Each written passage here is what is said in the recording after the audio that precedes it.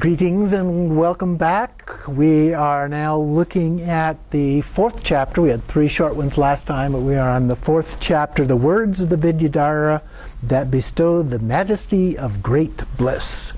So these are notes that we're taking during a teaching on doing the Rigdzin Dupa practice, and they are by Khenpo Chemchok. I found the notes a little bit in the beginning to kind of jump around a little bit. He's talking about one thing and then he's back at something else in the next paragraph, and so they're a little bit irregular as we go through the first part. But then after he gets through that, then it kind of settles down and follows the text pretty much. So it's a little bit difficult there.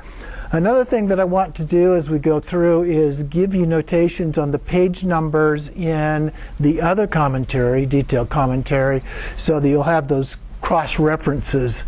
So I'll try to remember those as we go through here.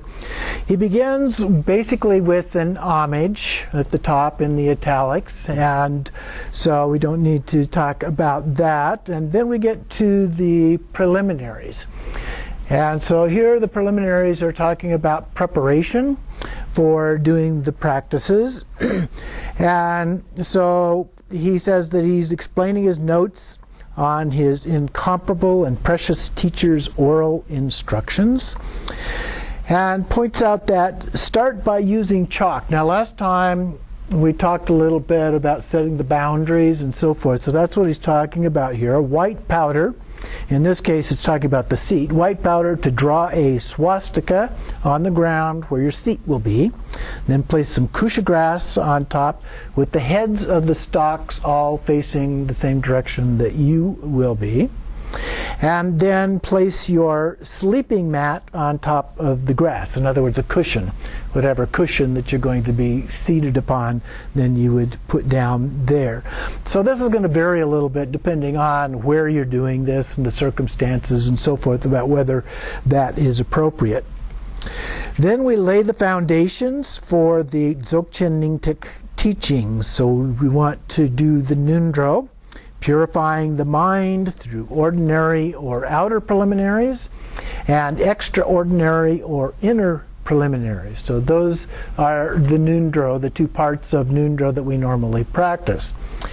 However, a few actually accumulate this at this juncture. So he's making a comment that not too many people actually go through the process and accumulate the Nundro with the 100,000 of each of the part of the uncommon preliminaries, and a total of either 4,000 or 5,000 depending on what the contents are. If you combine bodhicitta and refuge together, then sometimes you have just 400,000, but if it's separate, each of those does 100,000, so then you have 500,000 in that case. So according to the oral tradition, spend at least 7 days practicing Nundro. So that's a little bit more like we talk about Nundro for the most part, which is that it's not a mass of repetitions that you necessarily need to do, but you can do it as a preliminary to whatever it is that you're doing. In this case, it would be a preliminary to the retreat. And so a week before you do the retreat, and every day, then you would go through and do these preliminaries in preparation for that, so that your mind is in the right framework as you go into doing the practice.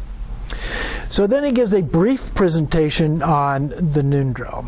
So he starts with the four thoughts that turn the mind. So we arouse bodhicitta, arousing our intention. Now you notice here that's not actually the four thoughts the way that we do them here. Bodhicitta is a part of the other thing. So when I was talking about kind of flipping around here the content, this is part of what I was referring to. But arousing compassion with the intention to benefit ultimate enlightenment of others.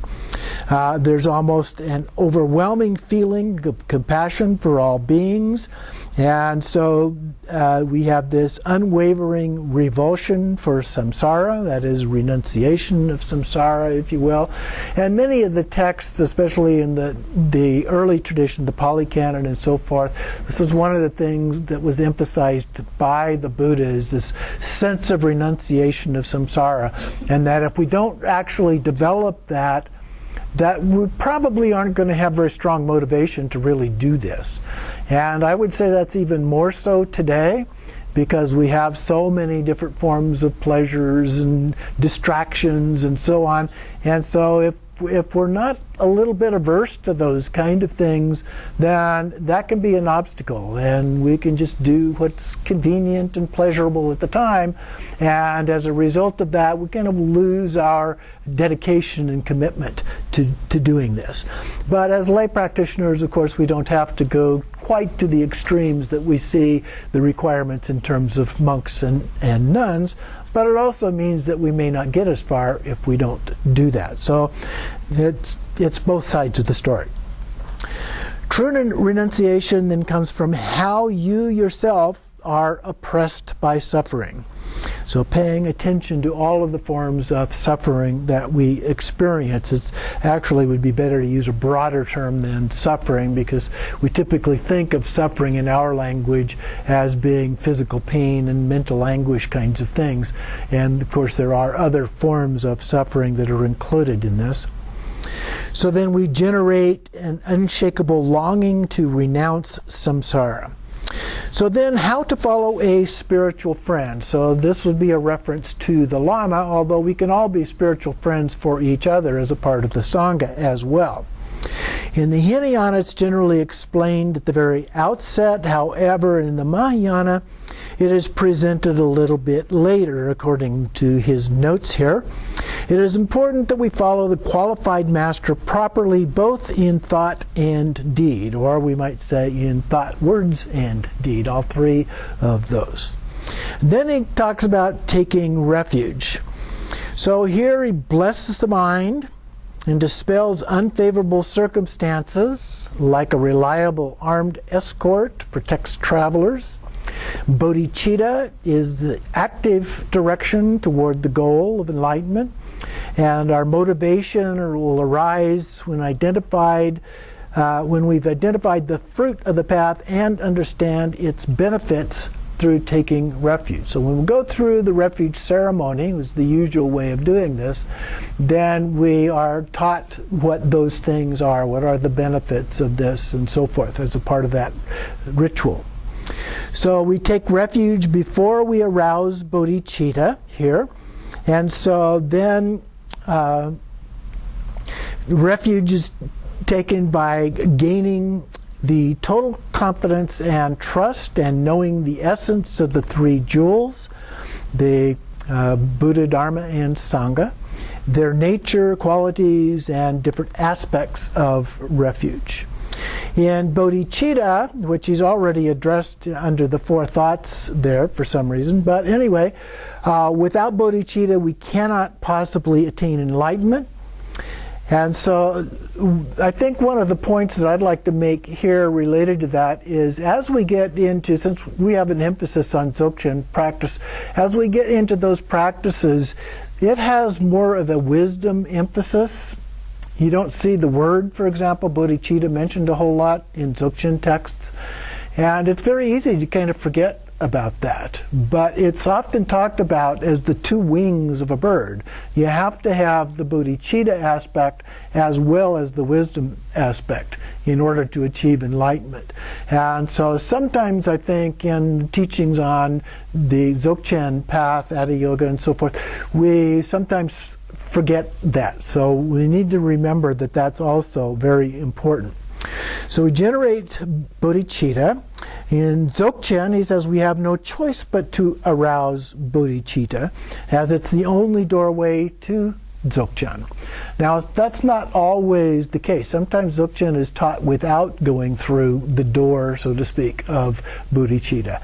And personally, I think that is not an appropriate way, and I know some of the teachers, the popular teachers of Dzogchen, have actually changed their methods a little bit because they found that that didn't work very well without doing the bodhicitta or the other kinds of practices on the path. So more people now, teachers, are teaching the complete path of how you work up to the Dzogchen rather than going directly into it. Then we practice Guru Yoga being a very, very important part of Dzogchen. And then, before Guru Yoga, here's another one of those kind of jumping back and forth things. Remove any unfavorable circumstances and also gather favorable circumstances. And so we do that with Vajrasattva. Here, in some places, he uses the term Vajraguru, but he's referring to Vajrasattva as a part of that. We meditate on Vajrasattva, recite his mantra to purify all circumstances, general faults and downfalls, as well as transgressions, particular to the mantrayana. And so it is good to have the Vajrasattva empowerment as a part of that, but it's not actually required that we have that in order to do that practice. And then we have the Mandala Offering, is the next phase of the Nundro. There are lots of methods for doing this, for gathering favorable circumstances. One of them is the Mandala Offering.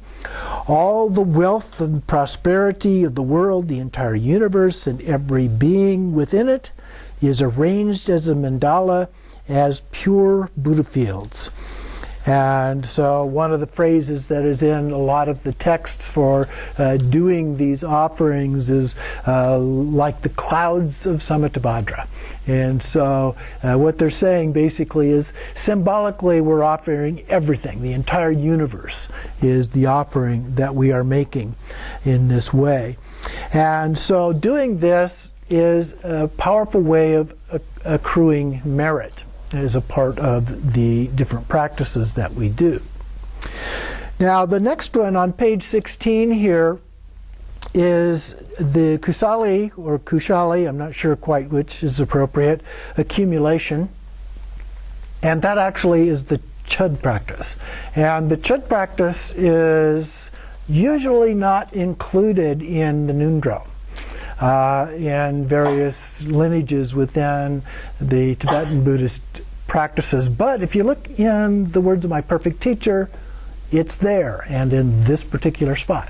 So it has been taught that way. I'm not sure why that's been dropped out of most of the traditions as a part of that. It's still one of the most popular practices in all of Tibetan Buddhism. So I'm not sure why it's not included as a part of the Nundro in most teachings, but it just is the way it is, I guess. So this can either be connected with Guru Yoga, as it is in Longchenpa's Finding Comfort and Ease in the Nature of Mind, or the new edition, Finding Rest in the Nature of Mind, or with accumulation of merit, which is the way that it's presented here. So the Mandala offering is a general offering. The Kusali accumulation is a specific offering of the body. So what we are doing in the practice, if you're not familiar with it, basically goes through some ritual for cutting off the top of your head, which becomes then an offering bowl, if you will, like various dakinis usually, and some other deities will hold the kapala, the skull cup. And so that becomes the cup for this, and then you chop up your body, various body parts, and offer those body parts as a part of this. And the basic idea is, Chud basically means cutting through ego. And so that's what we're doing symbolically as we do this practice. So that's what he's referring to when he says that it's an offering of the body. And this then reveals the source of our attachment to our body, the root for grasping at self. So if we can learn to offer up our body, it becomes much easier to make offerings of all other things and to give up desire and attachment. So there can be no greater merit, he says, as a part of that. Then we go on to Guru Yoga, which is the concluding part of the typical Nundro practice. So first you must receive the root empowerment here, the royal anointment empowerment, which actually is in chapter 7 of the text. So we'll get a chance to look at that later. So we destroy dualistic thoughts by proclaiming Imaho, and then rest in the Rigpa. We visualize Rigpa's self-radiance to be the copper-colored mountain and the palace of lotus light. Visualize yourself as Vajrayogini. Now, there are obvious variations in how you actually go about doing Guru Yoga, so some of them are going to be a little different than this description. But this was the one that was given in the teaching for which these are the notes. Your teacher appears on the crown of your head in the form of Guru Rinpoche with his retinue. Then you invite Guru Rinpoche and the other deities, and they arrive, they merge, and then remain indivisible from them. So Guru Rinpoche and his retinue merge with them. And then we perform the 7-branch offering, which we've talked about before, and then generate intense devotion, recite the Vajra mantra, receive the 4 empowerments, and then merge our mind with the mind of the Lama. And that's really the most important part of doing Guru Yoga, that your mind and the Guru's mind are exactly the same in essence. Okay? Then we began a recitation retreat with Guru Yoga, and Guru Yoga carries the blessings of the deity and causes them to enter us swiftly. So that's where, when you do this as a daily practice, and we have that very short version of doing the daily Nundro practice that is preliminary then to doing that daily practice, whatever other kind of practice that you might be doing each day. Sometimes there's a more abbreviated version. It doesn't include all of the elements of that. So there's almost always a refuge in bodhicitta, but sometimes the offerings are there or they're not there, or sometimes other aspects are there or not there, and so forth. So it depends on the particular side of the text that you're working with at the time for your daily practice. The next section then is the way to practice Guru Yoga approach retreat. So before the retreat here, so we're jumping back to a little bit of what we talked about last week and some of the preparation things that are to be done. So generally begins, we marshal the forces of merit with practices such as proclaiming the sutras in the 4 directions. For example, here he talks about reciting the Heart Sutra in each of the 4 directions. Offering water tormas to the deities above and guests below, reciting practices such as the 3 sections of offerings from samsara and nirvana. So different things that can be done. These are necessary to remove obstacles and ensure that we accomplish the siddhis quickly. The retreat begins when the boundaries are set, and an auspicious date is usually picked for doing that. The waxing phase of the moon, for example, is a part of that. So when the moon is growing in size up to the full moon. The evening is associated with magnetizing activity. It makes it easy to bring the gods and spirits under control. So that can be a good time for doing this. We carry out preliminary practices that are not part of the actual retreat in the afternoon. So some of those other kinds of things could be done in the afternoon, and then in the evening do the other part of the ritual, and so forth.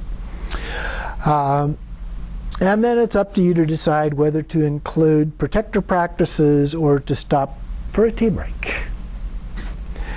And then we set the limits of the retreat with the posts of the 4 great kings and their retinues.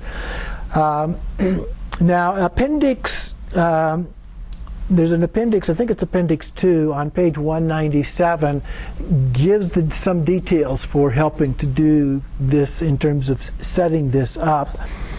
And there's also a list of some of the elements that need to be done on page 227, so that can be helpful. Then we do the self-visualization of Rigdzin Dupa, and recite at least the 3 malas of the approach mantra. That's the Vajraguru mantra, or Guru Rinpoche's mantra. Continuing with offerings, confession of mistakes in practice, and dissolution, which includes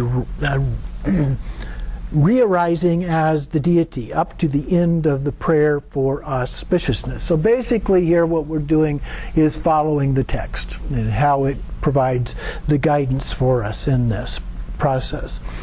Then we have Vajra confidence. As a result of arising as the deity, we perform the preliminary Torma practice, the offering, the request for fulfillment of wishes that begins with all those who dwell in this place, gods and nagas and so forth.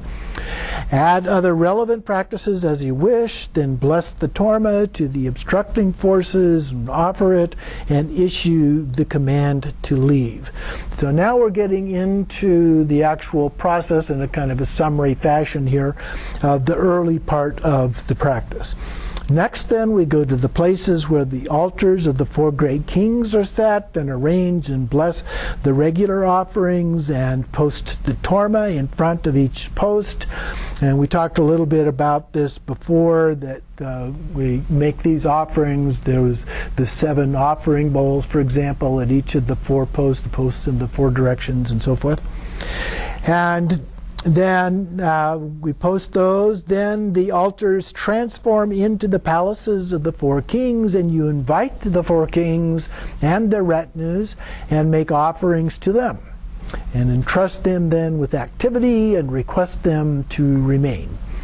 So this is a lot like what we do when we get to the regular practice, but this is more of a preliminary practice that's specific to setting up everything and inviting the 4 kings to come as a part of this.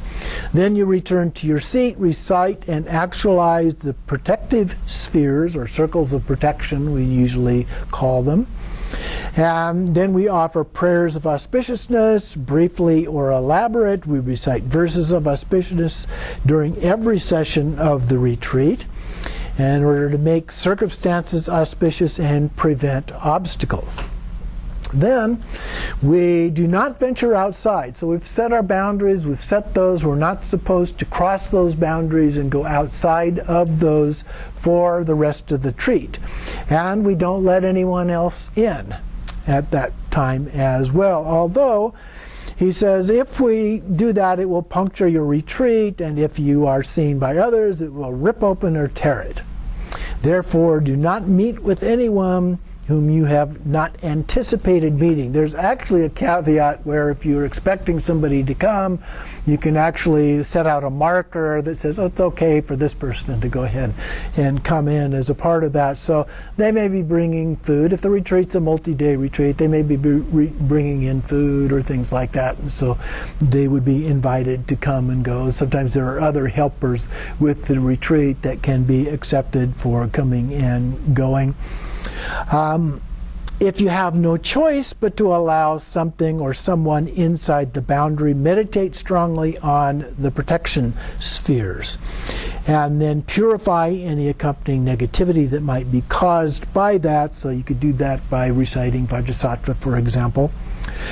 This is done by cleansing vase water that was previously blessed. It blesses the vase, such as Vajrasattva or Kuta, who's a wrathful form of Vajrapani. And then we sprinkle the water on the newly arrived items, either sprinkle water on the person or give him or her some water to drink, then drink some yourself. Some people also bless the water by generating the deity and reciting a few mantras, sprinkling it, drinking it, some of it every morning. So there's some different ways that this kind of thing can be done. But the important thing is to think about if somebody's breaking through the barrier, so to speak, even if they were invited to do so, that we still should do some kind of a purification ritual to maintain, sustain the purity of what we have set up. And we don't have to think about this too literally. It's kind of a symbolic way of doing this because it's in our mind. But it's important that we do it for setting that up in our mind, rather than say, it's just a symbol, so it's really not that important. It is important, but it's important in terms of our mind. Then the Guru Yoga practice. Divide up your day into sessions. Most retreats are divided up into either 4 or 6 sessions. And then begin the morning session with Nundro. Recite the path to the mountain of glory, a prayer of aspiration for the glorious copper-colored mountain at the end of every session. The next day's early morning session, recite the Nundro. Accumulate 108 recitations of the 100-syllable mantra, or at least 21. That's a real common thing because it is a long mantra, so doing 108 can take quite a bit of time. Take away time that you need to use for other parts of your practice. Apart from the Vajraguru mantra, so here's an example here. He's talking about Vajrasattva. So the Vajrasattva mantra, it is not necessary to accumulate anything else. At the end of the day, receive the 4 empowerments and complete the practice. Then recite the 4-line prayer beginning in all my lives, and so forth, and conclude with secret path to the mountain of glory. So these are references to the actual text. But it turns out that the things that are being recited in here are not at least worded the same way as the translation of the text that we're going to be looking at in the next chapter. Okay? I went back and forth trying to find those things and could not find them. So it appears that the notes in this chapter are being referenced to a different translation than what is in the next chapter and the one that we will look at in a little bit more detail when we get to that in a couple of weeks.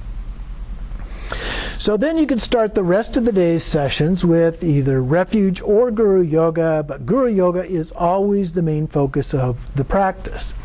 At the end of the evening, recite all the aspiration and dedication prayers. So this is a little bit like we do typically when we do a one-day retreat divided into sessions. We don't do everything in the sadhana every session, but there are parts of it that we do the first time, there are parts of it that we do the last time, and then the other sessions in between are a little bit shorter. Some of those things are omitted as a part of that practice. Do not let any negative attitudes creep in. They produce constant suffering. Contemplate the wonderful and extraordinarily precious opportunity you have to lead yourself and others to the lasting happiness of perfect liberation through the supreme path. Then develop joy and enthusiasm with spacious, calm, and relaxed attitude. Recall the meaning of every word of the text. So as you go through it, so that's why it's helpful to actually have the text in advance. That doesn't always work out that way. But if you have the text in advance, you can read through it. If there are questions that you have about that, you can ask the Lama or look up things to Guru Google and see what things you can find, terminology and so forth is often are often available that we can find those kinds of things. But as you're going through it, and we may read at a fairly fast pace. In some cases, it may be even reading the Tibetan script as a part of that. And unless you're really familiar with the words in Tibetan, it may be difficult to understand what that meaning is, even if it's right there in front of you. I can remember trying to read the Tibetan and the English translation and keep up with what was going on. And it was virtually impossible, at least for me, to do. I'm not quite that good at it. But understanding the words is helpful, and I think that's partly why the Dalai Lama and some other people have said, in Tibet, we're doing it in our own language, in Tibetan. And so when you do it in America, your language is English. You should do it in English so that you do understand what the words are. So the next part then is the Rigdzin Dupa recitation retreat. So here we're actually getting into the retreat aspects. First, the introductory comments on the retreat. So the evening we offer preliminary tormas. There's 3 listed here, the Kator, Gektor, and Gyalto. The Kator is basic peaceful deity offerings. The Gektor are the wrathful offerings. And then the Gyalto are the ones for the guardian kings, the 4 kings that we're talking about here. And then we visualize the protection spheres, recite the verses of auspiciousness that was previously explained, start the session, and we focus on Guru Yoga. Then we start to practice the Rigdzin Dupa sadhana text. At the end of the evening session, we make an offering of tsok throughout the retreat. Tsok needs to be offered only on the 10th day of the waxing and the waning phases of the moon, and the 10th and 25th days of the lunar calendar. So those are significant days in doing retreats and doing practices and so forth. Those are Guru Rinpoche Day and Dakini Day. Okay, so to keep track of when those are good days for doing tsoks as a part of that, but particularly in the retreat, that's one of the things that is done. Then he talks about the significance of the Rigdzin Dupa, starting with Lama Rigdzin. There are both male and female Lama Vidyadhara sadhanas. And here is what he's talking about. There are actually several different versions of sadhanas here, and so he's talking about the difference among them. So the male practices are peaceful and wrathful. There is a peaceful outer practice.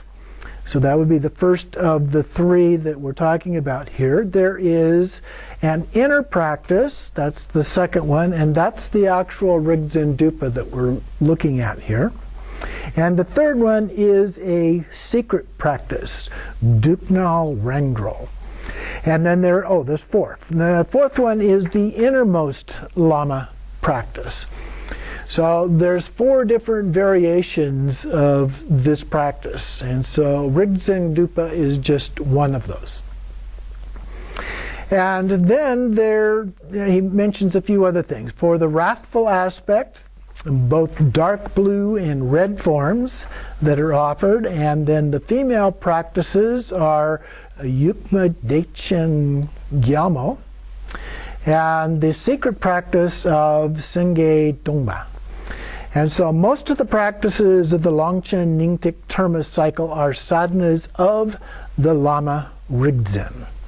So that's the general category of Lama Rigdzin. And there are a number of those. A little bit later on down below the quote in the middle of the page, he talks about the deities of the Kagye sadhanas. At the outer level, we have bodhisattvas. At the inner level are the Vidyadharas. That's where we are, so that's the gathering of the Vidyadharas. At the secret level, they're the wrathful Kagye deities. In this practice, the Drupa Kagye is the practice of Vidyadharas, Rigdzin Dupa. Rigdzin Dupa is the most important of the 3 roots practices, and there are many ways to do the practice. So then he talks a little bit more broadly about the Lama Kagye. We'll skip over that. And then on the next page, 21, the way to practice the sadhanas. Then doing this cycle, there's not actual Kye-rim practices. Kye-rim is generation stage practices, but are Guru Yoga practices. So even though they are talked about as Kye-rim, and they have a lot of similarity to Kye-rim, some people think that it actually is the Guru Yoga type of a practice. So we need to understand that. We can follow this practice by practicing these sadhanas as Kye-rim with all the crucial points of the 3 aspects of purifying, perfecting, and maturing. We mature our mind stream, then actualize the wisdom through tsalang and the practice of skillful means. In other highest yoga tantras, practitioners begin with Kye-rim practice and mature to the mind stream before they practice Dzogchen, that's the completion stage. But not in the Nyingtik tradition. So here we are first introduced to the clear light of Rigpa and recognize that the mind of the Lama is our own guru, and our own guru are indivisible. Then we rest in the recognition and train so that our Rigpa arises as the mandala of the deity. So it's done a little bit differently here than the traditional generation stage, and it does include completion stage, but in the actual sadhana that we'll look at, it doesn't really talk about the completion stage in that.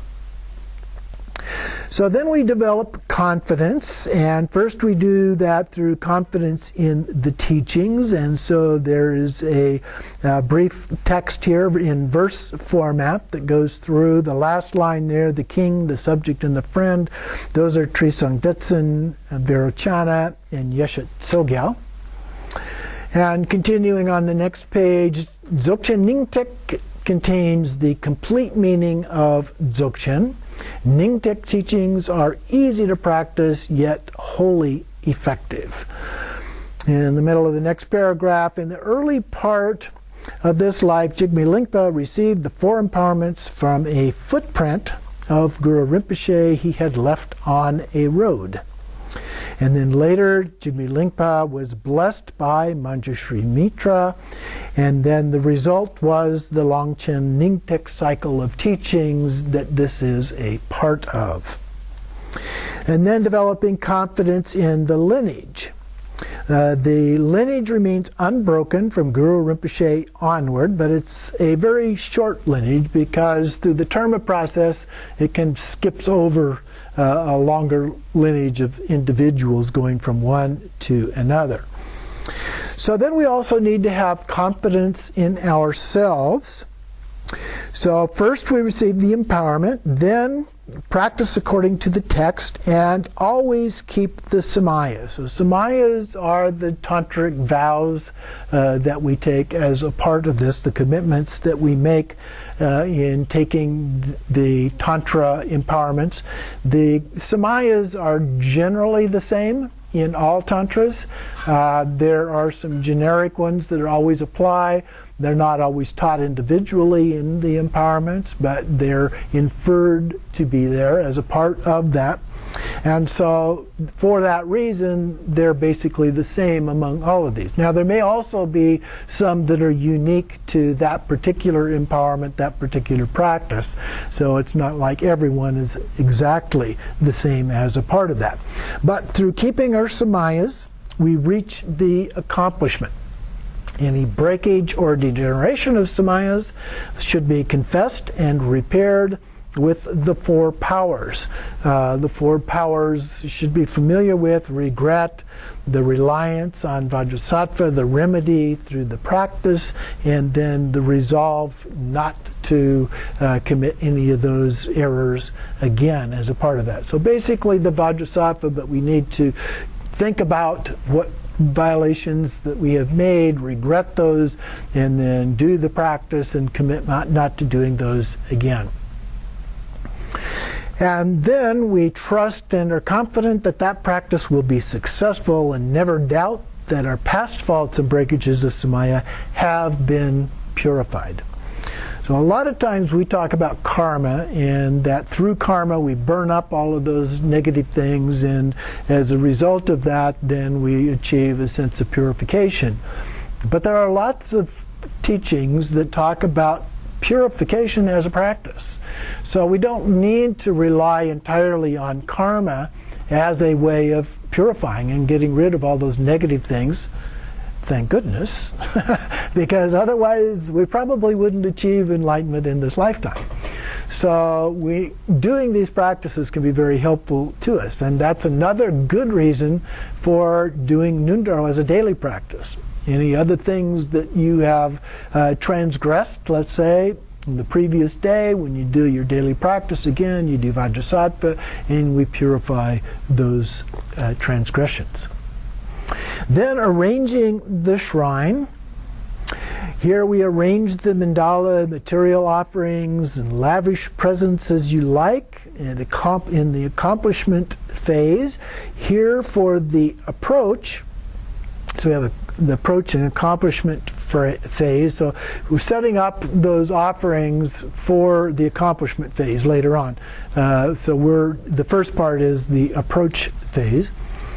So we place the Torma in the center of the mandala with the Amrita on its right and the Rakta, these two offerings, on its left. In front of them we arrange regular offerings, the fulfillment of Torma, the Dharmapala Tormas, and so on. On page 69, there's a little bit more detail on this.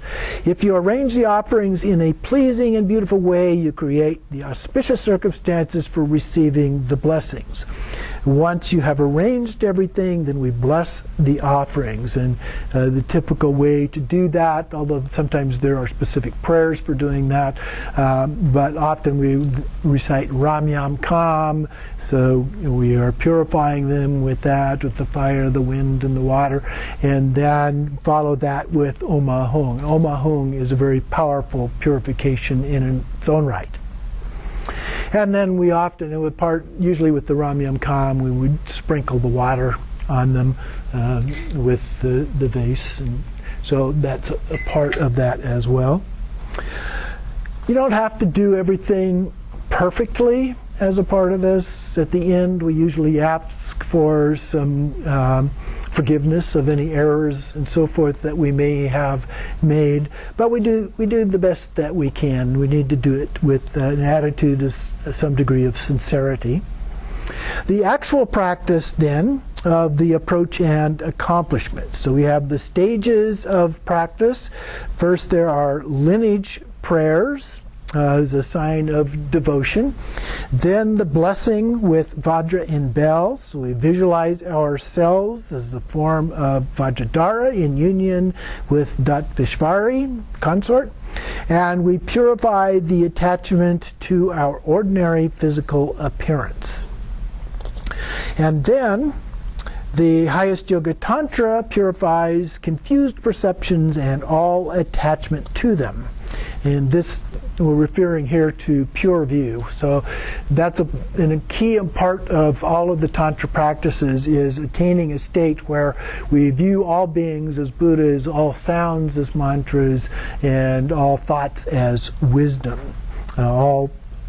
Usually there's a fourth one, which is all our environment as a pure Buddha field as well.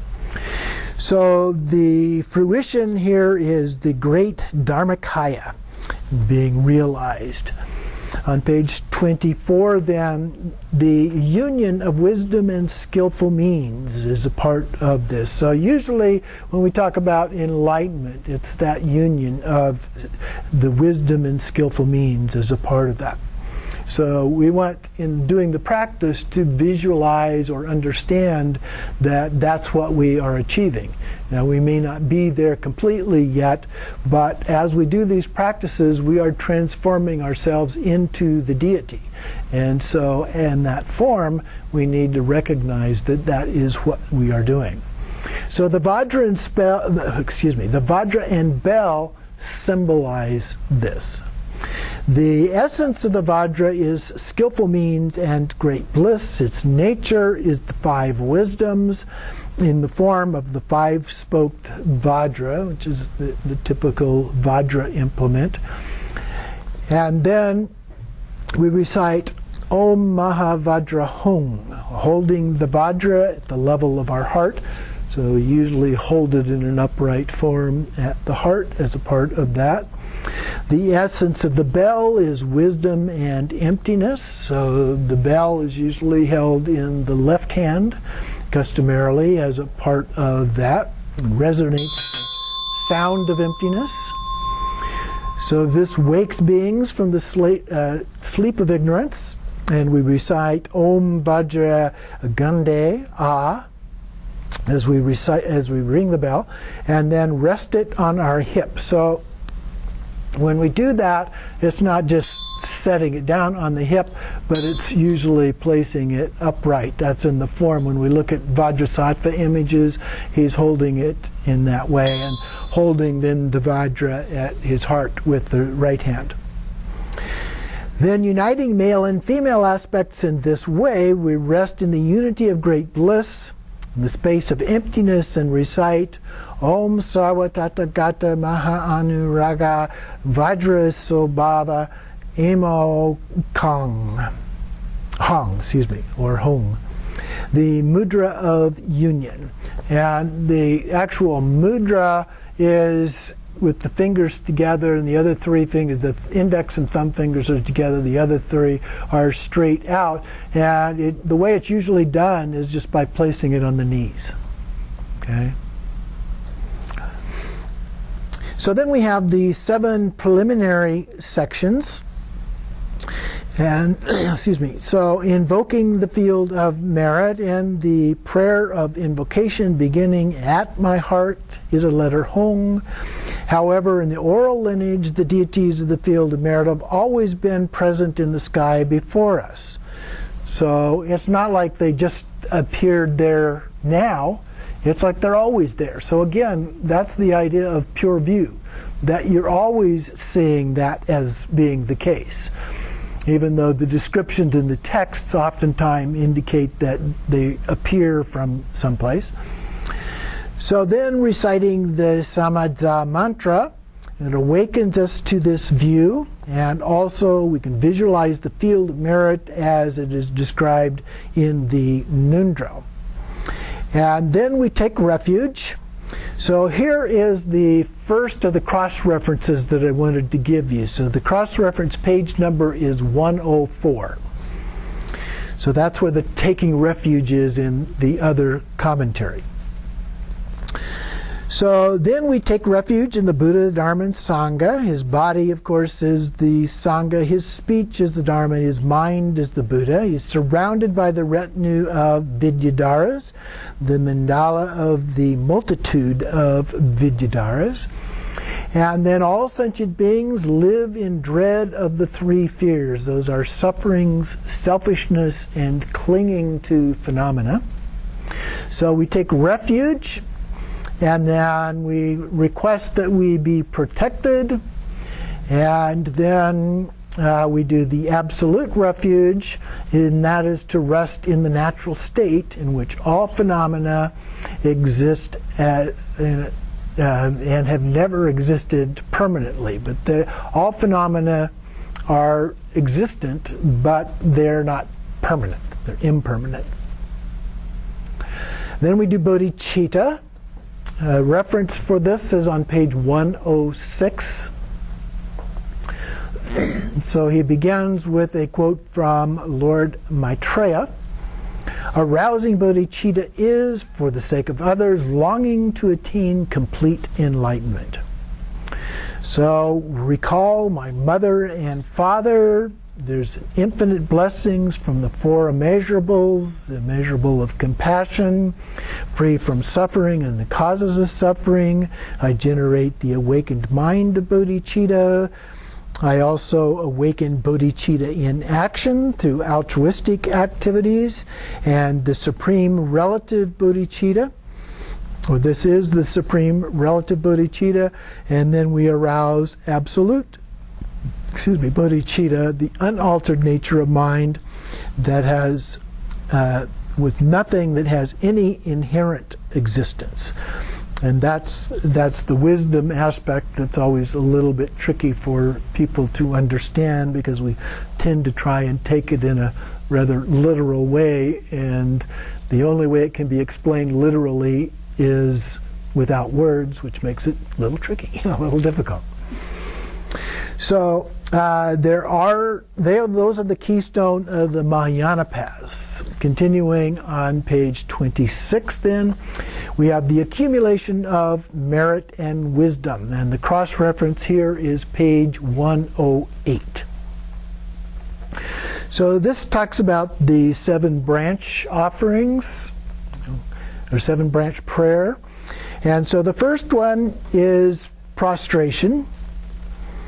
And so from here we have the Mandala Palace with the deities that manifest, and then the Dharmakaya is our own mind, the clear light nature of mind, the essence of the 3 kayas. So we're talking about Rigpa as the ultimate prostration. So he's presenting this in more of a Dzogchen view, okay? Because the traditional way would be to do a physical prostration. But in the Dzogchen view, we don't do a physical prostration, but rather we do it through recognition of Rigpa, pure awareness. And so then we encounter the view, and then direct realization of Dharmata. This is the first of 4 visions of Toga. Okay, so now he's tying these first 4 of the 7 into the practices of the 4 visions of Toga. And so each of these first 4 correspond to one of those 4 visions. So this first one, the prostration, corresponds to the first vision. Then the offering, in terms of Toga, is viewed as increasing experience. This is the second vision. Then we do this until the kayas are perfected so that they are actually present in our reality.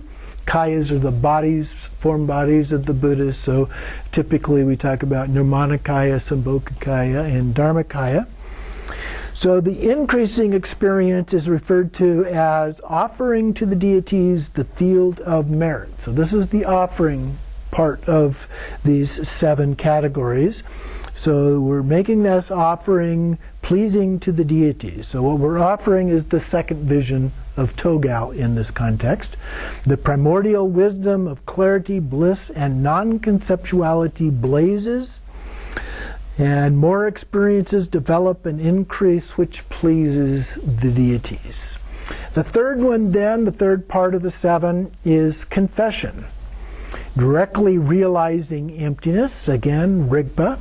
The kayas and deities are actually present, and this is called the awareness reaching full maturity, which is the third vision of Toga. So this is said to be the king of all confessions.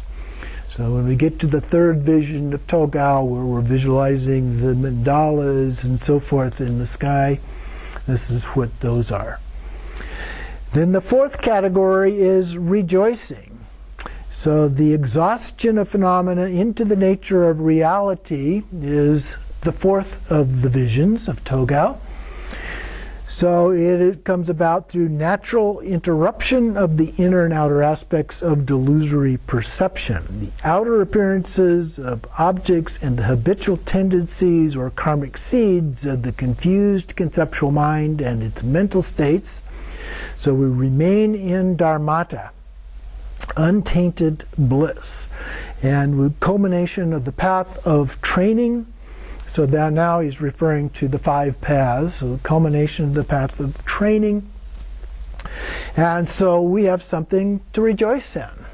Okay, so we've reached the full maturity there. Even those who are not yet on this path of no more learning can meditate by rejoicing for those who abide there. So maybe we haven't completed that. We haven't fully reached Buddhahood yet when we're going through this process, because that's kind of what's being inferred. But we can still do it as a form of rejoicing for others, those who have achieved that state. The fifth one then is the request to turn the wheel of Dharma. So we request the deities to turn the wheel of Dharma to those who have reached the bhumis or the end of the 4 visions of Toga and have attained the rainbow body of great transference, or have gone through the 5 paths and reached Buddhahood through that. So it doesn't matter which of the different paths that they're on. If they've reached total Buddhahood, then we ask them to remain, so that then, that's the next one. We make the request to turn the wheel, continue turning the wheel of Dharma, so that we can continue our own practice and learn more.